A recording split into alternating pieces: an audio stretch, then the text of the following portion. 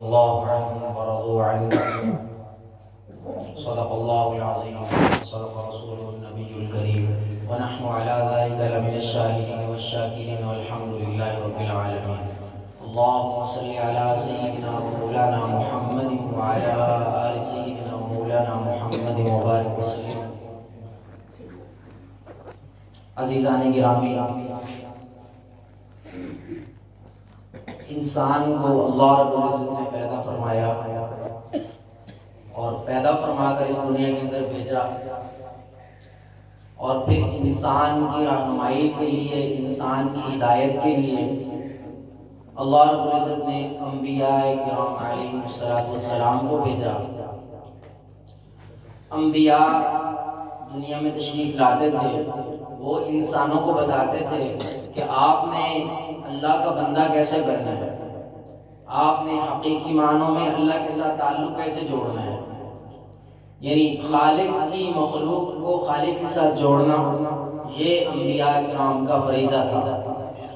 اور سب سے مشکل کام جو ہے دنیا میں کسی کی اصلاح کر کے اس کو سیدھے راستے پر چلانا، یہ دنیا کا سب سے مشکل ترین کام ہے. کسی کی ہدایت کا ذریعہ بن جانا یہ بہت مشکل بات ہے، کیونکہ ہم نے دیکھا ہے کہ جس کسی کا ایک ذہن بن چکا ہوتا ہے نا، اس کو بدلنا بہت مشکل ہوتا ہے. اس کو سمجھانا یہ اللہ کی طرف سے ہی ہے کہ کسی کا انسان کو اللہ تعالیٰ ذریعہ بنا دے، ورنہ بہت مشکل ہے. تقریباً 1,24,000 کم و بیش انبیاء کرام علیہم السلام اس دنیا میں تشریف لائے، اور ان نبیوں کے بارے میں ہم جانتے ہیں کہ بعض نبی جو تھے وہ اپنے خاص علاقے یا محدود وقت کے لیے تھے. بعض نبی جو تھے وہ ان کا ایک علاقہ تھا، اس کے اندر رہ کر وہ دعوت تبلیغ کرتے تھے. ایک نبی دوسرے علاقے میں کرتا تھا اور ایک وقت تک کے لیے آتے تھے. جب ایک نبی چلا جاتا تو اس کے بعد اس کی شریعت منسوخ ہو جاتی، ایک نیا نبی آ جاتا، اس کی نئی شریعت آ جاتی، نئے احکامات آ جاتے. لیکن جب رسول اللہ صلی اللہ علیہ وسلم خاتم النبیین، آقا نامدار، حضور پر نور، حضور صلی اللہ علیہ وسلم اس دنیا میں تشریف لائے، تو اس کے بعد جو آپ صلی اللہ علیہ وسلم کی تعلیمات تھی کہ قیامت تک کے آنے والے انسانوں کے لیے ہدایت کا ذریعہ ہے. اس سے پہلے والے جتنے بھی انبیاء کرام علیہ السلام ہیں، ان کی جو ہدایات ہیں وہ محفوظ نہیں رکھی اللہ تعالیٰ نے.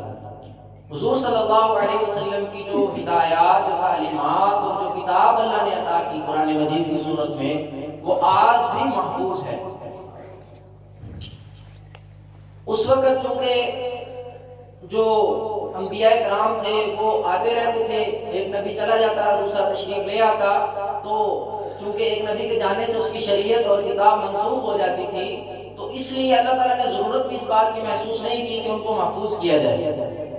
چونکہ آپ صلی اللہ علیہ وسلم خاتم النبیین ہیں، تو ختم نبوت کا یہ تقاضا تھا کہ اس دین کو محفوظ کیا جائے، اس دین کو سیو کیا جائے جو قیامت تک آنے والے انسانوں کے لیے ہدایت کا ذریعہ بنے. یہ ختم نبوت کا تقاضا تھا. تو اللہ رب العزت نے اس کی حفاظت کا غیر معمولی انتظام فرمایا اس دین کا. بعض اور دوسری بات یہ عرض کروں کہ حضور صلی اللہ علیہ وسلم کی زندگی میں اتنا زیادہ تنوع ہے، اتنی زیادہ ڈائیورسٹی ہے، اتار اور چڑھاؤ ہے، نشیب و فراز ہے کہ دیکھنے والا دنگ رہ جاتا ہے. اور یہ بھی معجزہ ہے آپ صلی اللہ علیہ وسلم کا. مثال کے طور پر بعض انبیاء دنیا میں تشریف لائے اور ان کی زندگی میں کبھی جہاد کا موقع ہی نہیں آیا، انہوں نے جہاد کیا ہی نہیں، اس لیے ان کی شریعتوں میں جہاد کا احکام نہیں موجود ہے، کیونکہ ان کی زندگی میں وہ کام آیا ہی نہیں، پیش ہی نہیں آیا. بعض انبیاء کی زندگی میں ہجرت کا موقع ہی نہیں آیا، ہجرت کی کوئی صورت ہی نہیں پیش آئی، انہوں نے ہجرت نہیں کی، اس لیے ہجرت کے متعلق احکامات نہیں چھوڑے. بعض انبیاء کی زندگی میں ایسی گزری جیسے سیدنا عیسیٰ علیہ السلام کو انہوں نے نکاح ہی نہیں کیا، اس لیے نکاح اور طلاق کے مسائل انہوں نے نہیں چھوڑے. اس لیے ان کی جو تعلیمات جو آج بھی موجود ہیں غیر مسلموں کی کتابوں میں، عیسائی لٹریچر، وہ پہلی بات تو غیر مستند ہے. اگر ہم عیسائیوں کی کتابیں جو عیسائی لٹریچر ہے اس کو مستند مان لیں تو پھر بھی وہ تعلیمات جو سیدنا عیسیٰ علیہ السلام نے چھوڑی ہیں اس کو مستند ماننے کی صورت میں تو پہلی بات تو ہے نہیں مستند، لیکن ہم مان لیتے ہیں کہ چلو وہ مستند ہے، وہ اتنی قلیل اور اتنی محدود ہے کہ وہ انسانیت کی ہدایت اور رہنمائی کے لیے بالکل کافی نہیں ہے، بالکل تھوڑی سی تعلیمات ہے۔ مثال کے طور پر عیسائی لٹریچر میں جو ہم مطالعہ کرتے ہیں تو ہمیں یہ ملتا ہے کہ عیسیٰ علیہ السلام عفو درگزر کرنے والے تھے، بہت معاف کرنے والے تھے، اور وہ مسیح تھے، اور جس کے اوپر ہاتھ پھیر دیتے تھے اس کو شفا ہو جاتی تھی۔ چند باتوں کے علاوہ ہمیں کچھ نہیں ملتا۔ اس کے برعکس حضور صلی اللہ علیہ وسلم کی زندگی کا ہم جب مطالعہ کرتے ہیں تو حضور صلی اللہ علیہ وسلم ایک وقت میں مکہ سے مظلوم بن کر ہجرت کر رہے ہوتے ہیں اور آنکھوں سے آنسو جاری ہو رہے ہوتے ہیں کہ اے مکہ، اے کعبہ، میرا تجھے چھوڑنے کو دل نہیں کرتا، لیکن یہ کافر مجھے ظالم رہنے نہیں دیتے یہاں پہ۔ چند ہی سالوں کے بعد اللہ رب العزت ایسا حالات پلٹتے ہیں اور ایسی جو حالات کے اندر چینجنگ آتی ہے کہ حضور صلی اللہ علیہ وسلم جو ہیں وہ فاتح بن کر جو ہے مکہ کے اندر داخل ہو رہے تھے صرف 8 سال کے عرصے کے اندر۔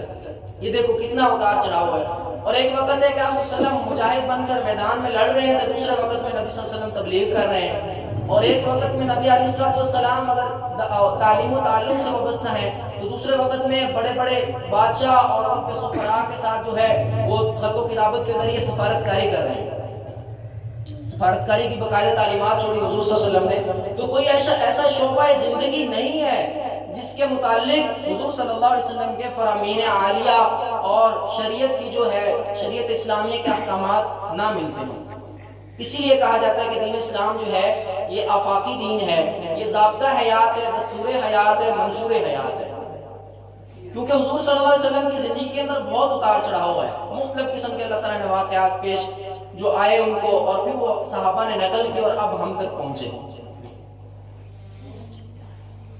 دو چیزوں کی جو ہے ان دونوں کو ساتھ لے کر چلنا بہت زیادہ ضروری ہے، ان میں سے ایک کتاب اللہ ہے اور ایک رسول اللہ ہے۔ کتاب اللہ اور رسول اللہ یہ دونوں ایک دوسرے کی تائید کرتے ہیں، دونوں ایک دوسرے کے مؤید ہیں۔ کتاب اللہ رسول اللہ کی تائید کرتا ہے اور رسول اللہ کتاب اللہ کی تائید کرتے ہیں، دونوں ایک دوسرے کی تصدیق کرتے ہیں۔ جب بھی ہم دونوں میں سے کسی ایک کو چھوڑیں گے یا ایک کی اہمیت کو کم سمجھیں گے تو اس وقت امت گمراہ ہو جاتی ہے۔ مثال کے طور پر عیسائیوں نے سیدنا عیسیٰ علیہ السلام کو اہمیت دی جو انہوں نے انجیل کو نہیں دی۔ انہوں نے انجیل کو پس پشت ڈال دیا جو ان کی آسمانی کتاب تھی، اور عیسیٰ علیہ السلام کو صرف لے لیا، اور پھر اس کے اندر اتنے زیادہ انہوں نے شان کو بڑھایا کہ انہوں نے شرک کی وہ مثالیں قائم کی کہ ماضی کے اندر نہیں ملتی ہیں، اس سے پہلے کبھی نہیں ملتی ایسی مثالیں، کہ انہوں نے پھر نعوذ باللہ اس کو خدا کا بیٹا اور مریم کو نعوذ باللہ خدا کی بیوی اور پتہ نہیں کیا کیا قرار دیا۔ تو ایسی مثالیں عیسائیوں نے قائم کی ہیں کہ اس سے پہلے یہ نہیں ملتی مثالیں۔ کیوں؟ کیونکہ انہوں نے نبی کو تو لے لیا، کتاب کو چھوڑ دی۔ یہودیوں کا معاملہ اس کے بالکل برعکس اور اپوزٹ ہے۔ یہودیوں نے تورات کو لے لیا اور موسیٰ علیہ السلام کی سیرت کو چھوڑ دیا، اس کی زندگی کو چھوڑ دیا۔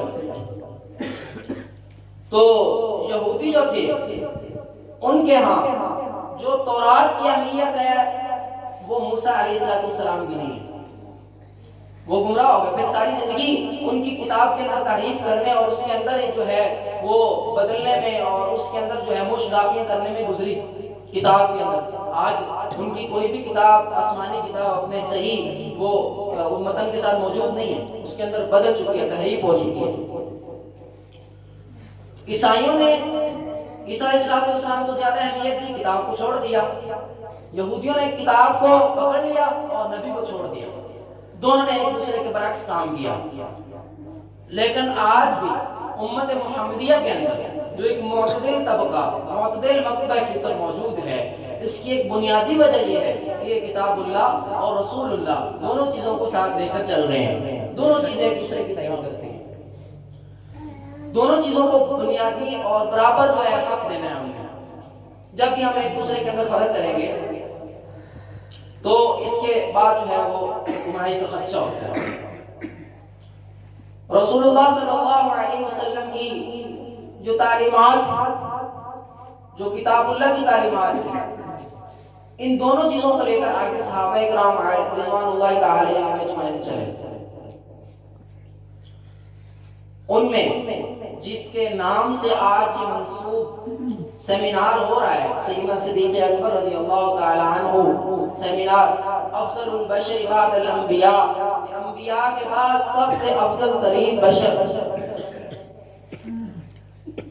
اور ایسے انسان کہ حضرت عمر رضی اللہ تعالیٰ عنہ نے ایک مرتبہ فرمایا کہ ابو بکر تیری وہ جو غار والی 3 راتیں تھی وہ مجھے دے دے، میری ساری زندگی کا ثواب تجھے دیتا ہوں، وہ مجھے دے دے۔ اور حضور صلی اللہ علیہ وسلم نے ان کے متعلق فرمایا کہ میں نے دنیا میں سب کا حق ادا کر دیا لیکن صدیق اکبر کا حق میں ادا نہیں کر سکا، اس کا حق اللہ رب العزت ادا کریں گے۔ قیامت کے دن جب حساب و کتاب کا عمل شروع ہوگا تو اللہ تعالیٰ بہت جلال میں ہوں گے، تو حضور صلی اللہ علیہ وسلم کی جب وہ سجدے میں گر جائیں گے، حساب کتاب شروع نہیں ہو رہا ہوگا، تو اللہ کے نبی جب اللہ تعالیٰ کی حمد و ثنا کریں گے، سجدے میں گریں گے تو اللہ رب العزت حساب و کتاب شروع کریں گے۔ تو حساب شروع کرتے وقت جب سب سے پہلے وہ جو ہے حضور صلی اللہ علیہ وسلم سیدنا ابو بکر صدیق رضی اللہ تعالیٰ عنہ کا ہاتھ پکڑ کر اللہ کے سامنے کر دیں کہ یا اللہ اس سے حساب شروع کریں گے، اللہ تعالیٰ کا غصہ ٹھنڈا ہو جائے گا، جلال ٹھنڈا ہو جائے گا صدیق اکبر کو دیکھ کر، اور اللہ تعالیٰ فرمائے کہ اس نے دنیا میں میرے ساتھ حساب نہیں کیا، میں آج اس کا حساب کیا کروں۔ اور کتابوں میں لکھا ہے کہ جتنے بھی صدیق والے نام والے بندے ہوں گے اللہ تعالیٰ ان کی بخشش کر دے گا، صدیق نام والے عجیب شان والے یہ صحابی ہیں کہ بعض لوگ زکوٰۃ کا انکار کر دیتے ہیں حضور صلی اللہ علیہ وسلم کی وفات کے بعد، تو ان کے خلاف میدان میں نکل پڑتے ہیں۔ حضرت عمر رضی اللہ تعالیٰ عنہ منع کرتے ہیں، دوسرے صحابہ بھی منع کرتے ہیں، لیکن کہتے ہیں کہ اگر تم میں سے کوئی بھی نہیں آئے گا میں اکیلا جا کر لڑوں گا، میں ان کا مقابلہ کروں گا جو زکوٰۃ کے حکم کو نہیں مانتے۔ تو اس کے اندر آگے تفصیلات تو بہت ہیں، میرے ذہن میں بہت ساری چیزیں آ رہی ہیں، لیکن چونکہ وقت مختصر ہے تو اسی کے اوپر میں چند باتوں کے اوپر اور سیدنا ابو بکر صدیق رضی اللہ تعالیٰ عنہ کی ذات کو جو ہے خراج عقیدت اور خراج تحسین پیش کرتا ہوں کہ اللہ تعالیٰ ان کی قبر کو کروڑہا رحمتوں سے منور فرمائے اور ان کی قبر مبارک پہ اللہ رب العزت کروڑوں رحمتیں نازل فرمائے۔ وما علینا الا البلاغ المبین۔